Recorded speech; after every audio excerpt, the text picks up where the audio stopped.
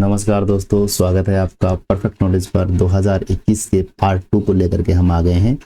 यहाँ हम 105 से 15 क्वेश्चंस को करेंगे, 130 तक के क्वेश्चंस को हम कवर कर लेंगे। चलिए शुरू करते हैं आज की हमारी क्लास, जहाँ हम कहते हैं पढ़ो ऐसा कि फिर पढ़ना ना पड़े।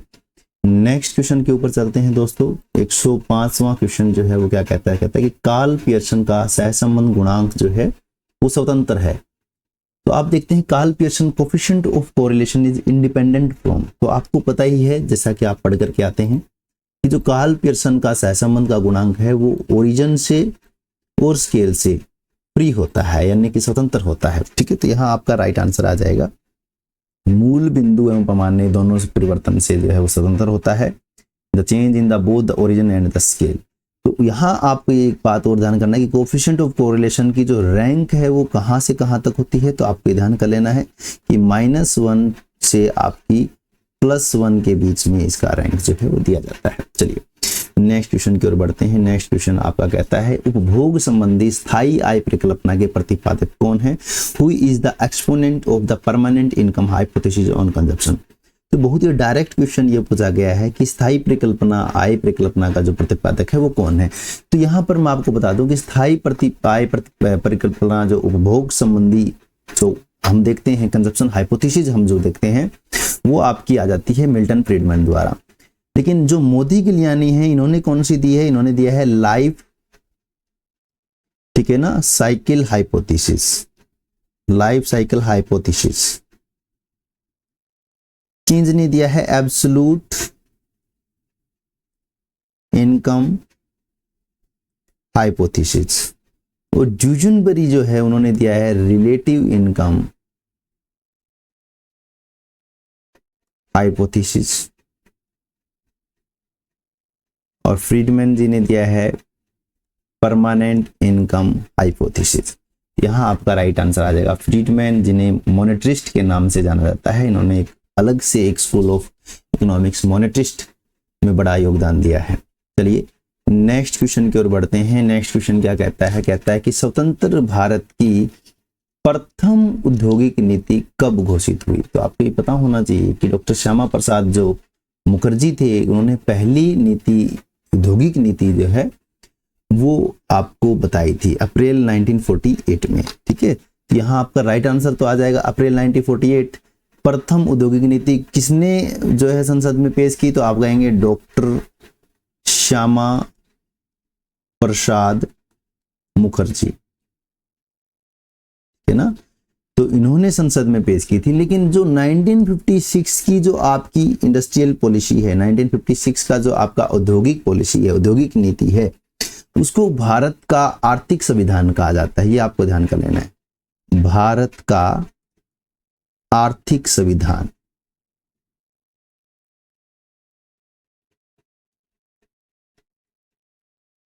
जो आपकी 1956 की जो पॉलिसी है उसको भारत का आर्थिक संविधान कहा जाता है। इसमें 3 शेड्यूल बनाई गई थी, ABC, जहां पर मतलब जो भी आपकी इंडस्ट्री है उनको बांट दिया गया। ठीक है, चलिए नेक्स्ट क्वेश्चन की ओर बढ़ते हैं। नेक्स्ट क्वेश्चन 108 क्वेश्चन क्या कहता है? निम्नलिखित राज्यों में से किसका जनसंख्या घनत्व जो है सर्वाधिक है? मैं अकॉर्डिंग टू 2011 के अनुसार मैं आपको बताऊंगा। तो यहाँ मैं कहूंगा कि बिहार का जो है वो सबसे ज्यादा, which of the following state has the highest population density. तो आप कहेंगे कि बिहार जो है उसमें सबसे ज्यादा हाईएस्ट डेंसिटी है।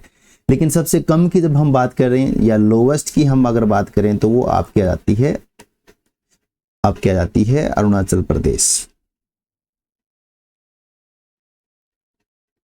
अरुणाचल प्रदेश। ठीक है, चलिए नेक्स्ट क्वेश्चन देख लेते हैं। 109 क्वेश्चन क्या कहता है? कहता है कि प्रति व्यक्ति आय जो है उसका फॉर्मूला क्या है? पर कैपिटा इनकम का जो फॉर्मूला है वो क्या है? तो आपको पता ही है, पर कैपिटा इनकम यानी कि नेशनल इनकम को जब हम डिवाइड कर देते हैं टोटल पॉपुलेशन से, तो आपका आंसर आ जाएगा ऑप्शन नंबर 3 जो है आपका या राइट आंसर आ जाएगा, national income divide by population size. तो आपका प्रति व्यक्ति आय जो है वो निकल करके आ जाएगा। नेक्स्ट क्वेश्चन की ओर बढ़ते हैं। नेक्स्ट क्वेश्चन जिसको हम पढ़ रहे हैं 110 क्वेश्चन के देखिए क्या कहता है, दीर्घकाल में उपभोग प्रवृत्ति, कंजप्शन प्रोपेंसिटी इन दी लॉन्ग रन। तो ये आप जब कंजप्शन हाइपोथेसिस पढ़ते हैं तो आप पढ़ते हैं जब केन्स कहता है कि एपीसी जो है वो डिक्लाइन करती है, फिर कुजनेट कहता है कि नहीं एपीसी जो है वो कांस्टेंट रहती है। इसे हम कुजनेट का कंजप्शन पजल कहते हैं। देखिए मैं क्या कहना चाह रहा हूं कि इसे हम जो है वो कुजनेट का कंजप्शन पजल के नाम से जानते हैं, जहां कुजनेट ये कहता है कि दीर्घकाल के अंदर एपीसी जो है वो आपकी कांस्टेंट रहती है, ठीक है ना। केन्स कहता है कि एपीसी आपकी डिक्लाइन करती है। तो अगर केन्स के मामलात में अगर वो अल्पकाल में पूछ ले और या केन्स के अकॉर्डिंग पूछ ले तो आपका आंसर आ जाएगा ऑप्शन नंबर 3। लेकिन आपसे पूछा उसने दीर्घकाल यानी कि वो कुजनेट का बारे में बात कर रहा है, तो आप कहेंगे MPC is equal to APC. Option number 1 जो है आपका यहाँ राइट आंसर हो जाएगा, ठीक है। चलिए नेक्स्ट क्वेश्चन की बात कर लेते हैं। 111 क्वेश्चन जो है क्या कहता है, कहता है राजकोषीय नीति का उपकरण नहीं है, which is not a tool of official policy. तो आपको पता है कि हमारे किसी कंट्री में जब हम पॉलिसीज की बात करते हैं तो 2 प्रकार की पॉलिसी होती है। एक आप ऑफिशियल पॉलिसी की बात करते हैं, एक आप मॉनेटरी पॉलिसी की बात करते हैं।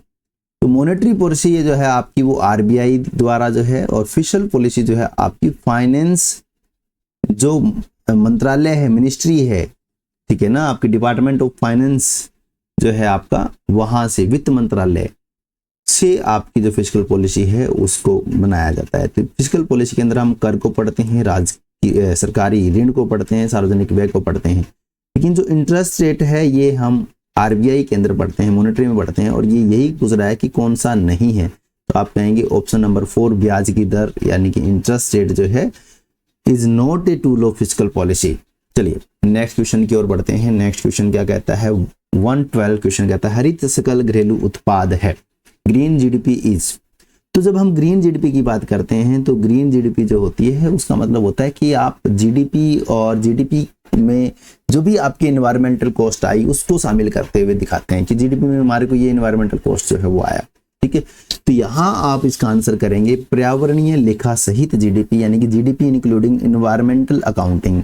ऑप्शन नंबर 4 जो है आपका यहाँ राइट आंसर हो जाएगा, ठीक है। तो ऑप्शन नंबर 4 आपका जो है यहाँ राइट आंसर हो जाता है। चलिए नेक्स्ट क्वेश्चन की ओर बढ़ते हैं। नेक्स्ट क्वेश्चन जो है आपका क्या कहता है, क्वेश्चन नंबर 113 जो है वो क्या कह रहा है, देखिए ये बड़ा ही अच्छा क्वेश्चन जो है आ गया है, इसको हम एक बार सोल्व कर लेते हैं।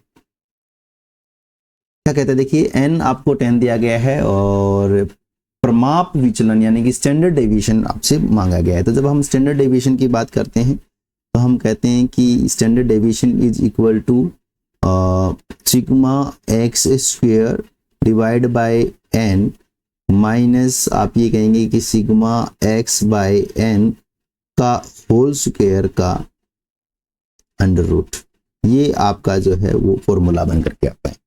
तो अब यहाँ हम जो है इनकी जो वैल्यूज है उनको पुट कर लेते हैं। ये वैल्यू आप देख पा रहे हैं, तो 1000 डिवाइड बाय n जो है आपका वो 10 है, माइनस आप ये कहेंगे कि 80 डिवाइड बाय 10 का होल स्क्वायर, ठीक है, का अंडर रूट आप यहाँ देख पा रहे हैं। तो जब इसको आप काटेंगे तो ये आपका बच गया 100 माइनस ये आपका काटेंगे तो बच गया 8 का स्क्वायर, ये आप जो है यहाँ देखेंगे। फिर आप कहेंगे कि 100 माइनस 64, तो 100 में से 64 गया 36 का अंडर रूट, तो आपका आंसर आ जाएगा 6। यहाँ आपका जो आंसर आ गया वो आ गया 6। तो जब आपसे प्रमाप विचलन पूछा गया है, स्टैंडर्ड डेविएशन पूछा गया है, तो आपका आंसर आ जाता है ऑप्शन नंबर 1 6। लेकिन अगर वो आपसे वेरिएंस पूछ ले कि वेरिएंस बताइए आप क्या होगा, इसी क्वेश्चन में वेरिएंस पूछ ले, तो वेरिएंस का फॉर्मूला होता है, ठीक है, तो आप इसको क्या कर देंगे, स्क्वायर कर देंगे, तो आप 6 का क्या कर देंगे, स्क्वायर कर देंगे, तो आपका आंसर आ जाएगा 36। तो वेरिएंस के लिए आपका जो आंसर बनेगा वो बनेगा 36। अगर वो आपसे कोफिशिएंट ऑफ स्टैंडर्ड डेविएशन पूछ ले, कोफिशिएंट ऑफ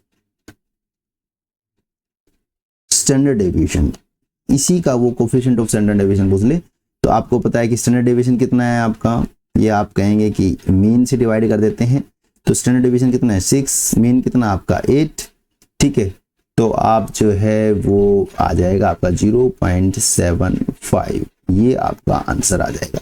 तो ये यहाँ आपने स्टैंडर्ड डेविएशन भी निकाल लिया, वेरिएंस भी निकाल लिया, कोएफिशिएंट ऑफ स्टैंडर्ड डेविएशन भी निकाल लिया। ठीक है, ये तीनों ही आंसर आपने यहाँ निकाल लिए। नेक्स्ट चलते हैं क्वेश्चन 114 पे। क्या कहता है? कहते हैं ब्रिटिश भारत में एयरलाइंस कंपनी टाटा एयरलाइंस की स्थापना कब हुई? तो JRD टाटा जो हैं आपके, वो पहले ऐसे ब्रिटिश इंडिया में जिन्होंने इंडिया की जो पहली एयरलाइंस की शुरुआत की, जिसे हम father of Indian civil aviation के नाम से भी जानते हैं। ठीक है, तो आपको ध्यान करना है कि जो हमारे JRD टाटा हैं वही हमारे जो हैं वो father of Indian civil aviation कहे जाते हैं। ठीक है, और इन्होंने ही खुद से स्वयं से इन्होंने JRD टाटा जी ने खुद जो है पहली जो उड़ान भरी थी टाटा एयरलाइंस ने जो पहली उड़ान भरी थी वो खुद जो है JRD टाटा जी ने चलाई थी, और वो आई थी बच्चे कराची से मुंबई और वाया अहमदाबाद। ठीक है, कराची से मुंबई आई, अहमदाबाद होकर के आई। ठीक है, और इसकी जो शुरुआत है वो आई थी 1932 में। तो आपका आंसर तो 1932 आ जाएगा। लेकिन इसमें एक थोड़ी सी बात मैं आपको बताना चाहूँगा कि बाद में जो है इसका नाम बदल दिया गया। 1946 में इसका नाम बदल करके बना दिया एयर इंडिया। फिर इसको जो है वो गवर्नमेंट ने एक्वायर कर लिया। अब फिर वापस से 2022-23 के आसपास जो है एयर इंडिया को वापस टाटा ग्रुप को दे दिया गया। तो ये आपको ध्यान कर लेना है। ठीक है, तो ब्रिटिश भारत में एयरलाइंस कंपनी टाटा एयरलाइंस की स्थापना जो है वो 1932 में हुई थी।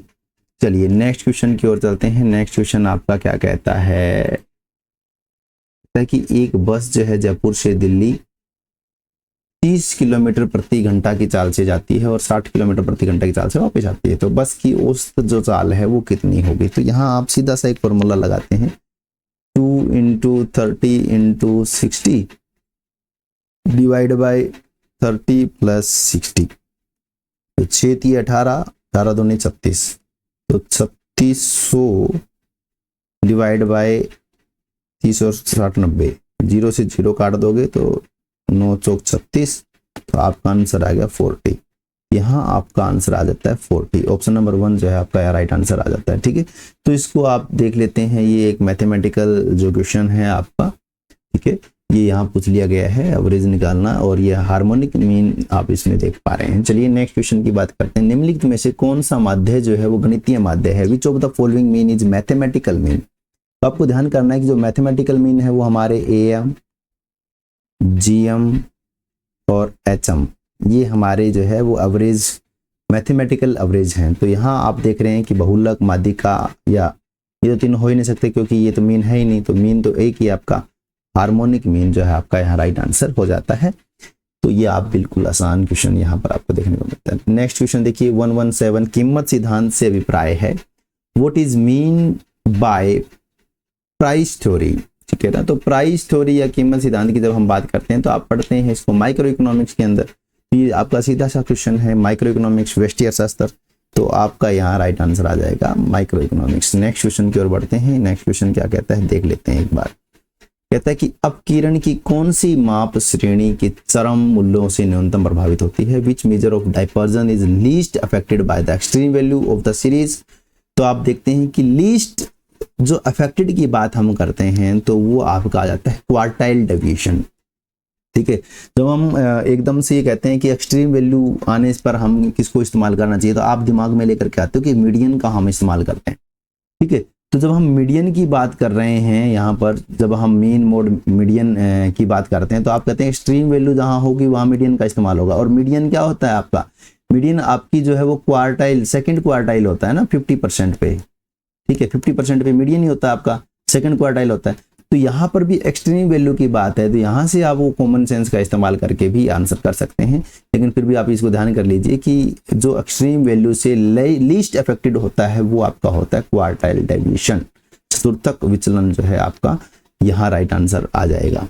ठीक है, तो ये जो आपका स्टैंडर्ड डेविएशन है ये तो बहुत ज़्यादा अफेक्ट हो जाता है, ठीक है, और रेंज भी बहुत ज़्यादा अफेक्ट हो जाती है। माध्य विचलन पे ठीक ठीक असर पड़ता है, लेकिन स्टैंडर्ड डेविएशन और रेंज तो बहुत ज़्यादा जो है वो डाइपर्स कर जाती है बहुत ज़्यादा, ठीक है, तो आपको ध्यान कर लेना। नेक्स्ट क्वेश्चन देख लीजिए क्या कहता है कि आवर्ती वितरण का समानांतर माध्य है। बड़ा ही अच्छा क्वेश्चन जो है ये दिया गया है, एक बार आप सभी इसको रीड करेंगे। एक आवर्ती वितरण का समानांतर माध्य 5 है। यदि प्रत्येक आवर्ती को 5 गुणा कर दिया जाए तो समानांतर माध्य होगा। The arithmetic mean of a frequency distribution is 5 if each frequency is increased to 5 times then the arithmetic mean will be. तो कुछ बच्चे जो है इसका आंसर एकदम से फटाक से कर रहे होंगे 25, क्योंकि 5 से बढ़ा दिया, 5 से गुना कर देंगे। नहीं, यहाँ आपको ये ध्यान करना है, इस क्वेश्चन में ग्लिच क्या है। इस क्वेश्चन में ग्लिच है कि इफ ईच फ्रीक्वेंसी, ध्यान से समझिए इस बात को, कह रहा है कि अगर फ्रीक्वेंसी को जो है वो 5 टाइम बढ़ा दिया जाए, फ्रीक्वेंसी को 5 गुना बढ़ा दिया है, तो आपका जो फॉर्मूला है यानी कि उसमें आपके जो एक्स है वो भी 5 गुना बढ़ गया और आपकी फ्रीक्वेंसी भी 5 गुना बढ़ गई, ठीक है। जैसे इसको सपोज कीजिए 1 2 3 4 और 5 था, ये 5 था। अब वो कहता है कि इसको 5 गुना बढ़ा दो, यानी कि 1 2 3 4 5, 1 2 3 4 5, 1 2 3 4 5, ठीक है। तो आप इसका जो मीन निकालेंगे, देखिए इसका मीन कितना निकलेगा, इसका मीन आपको पता है, कहोगे सर 3 निकलेगा, ठीक है। लेकिन जब हम इनको सारों को जोड़ लेते हैं, जैसे कि 5 4 9 3 12 2 14 1 15, 15 और 4 हुए गए 15 दूनी 30 45 75 होना है, तो ये होगा अभी 5 टाइम, ठीक है। तो 75 को आप किससे मल्टीप्लाई कर रहे हैं, किससे डिवाइड कर रहे हैं, तो आप करेंगे 25 से, ठीक है ना, 5 10 15 20 25, ठीक है। तो यहाँ आप देखेंगे आपका आंसर कितना आएगा, 3 ही आंसर आएगा। तो पहले भी कितना था 3, अभी भी कितना है 3। तो यहाँ आपको ध्यान करना है कि फ्रीक्वेंसी जो है वो इंक्रीज हुई है 5 टाइम, यानी कि सारे के सारे जो फ्रीक्वेंसी आपकी इसी को 5 गुना कर दिया। जब इसी को 5 गुना कर दिया तो जो पहले मीन था वही आपको दोबारा मीन देखने को मिल रहा है। यानी कि आप ये यहाँ जो है वो इस प्रकार देखेंगे कि 5 into sigma F x divide by 5 into sigma F, ये वाला हो गया। तो 5 से 5 कैंसिल, तो जो पहले आपका था sigma F x by sigma F, और जो आपका पहले मीन था, जो रिजल्ट था, वही तो रिजल्ट अब भी रहेगा। तो यहाँ आपको देखना है कि समानांतर माध्य कितना है 5। तो आंसर कितना आ जाएगा, ऑप्शन नंबर 3 5 आपका यहाँ राइट आंसर आ जाएगा। तो आपको ये वीडियो कैसी लगी, नेक्स्ट पार्ट हम जल्दी लेकर के आने वाले हैं। जुड़े रहें परफेक्ट नॉलेज से, लाइक कीजिए, शेयर कीजिए, सब्सक्राइब कीजिए दोस्तों, ताकि हम आपके लिए और बेहतरीन तरीके से क्वेश्चंस लेकर के आएँ, प्रीवियस ईयर पेपर को सोल्व करें। तो आपका एक लाइक जो है हमें बड़ा जो है वो मोटिवेट करेगा। तो लाइक कीजिए, और कितने क्वेश्चन आपके सही थे, क्या आप इस ग्लिच को समझ पाए थे, वो भी बताइएगा। तो मिलते हैं नेक्स्ट वीडियो में, तब तक के लिए धन्यवाद। जय हिंद, जय भारत दोस्तों।